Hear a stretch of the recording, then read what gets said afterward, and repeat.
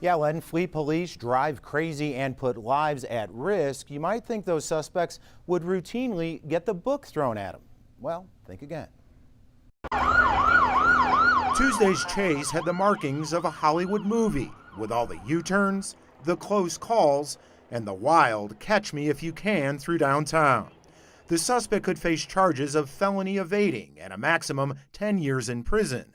But we found hard time is hardly the norm. KHOU 11 Investigates looked at 3 years of disposed felony evading cases, more than 1,400 in all.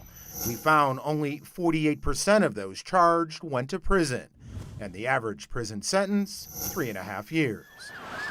The rest of the time records show those who speed off get off with probation, like this driver who led police on an hour-long chase in rush hour traffic 2 years ago. He got 3 years probation. Or a May 2018 chase that ended like this: 6 innocent people sent to the hospital. The driver got 3 years probation.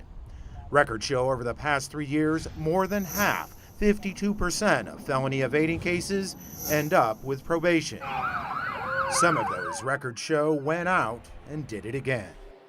Now, we also found hundreds of felony charges dismissed, but it's important to put out that those included cases which were later refiled or suspects convicted on another charge. We'll sure to be keeping an eye out for how the case of Roy Hooks, that suspect in Tuesday's chase, plays out.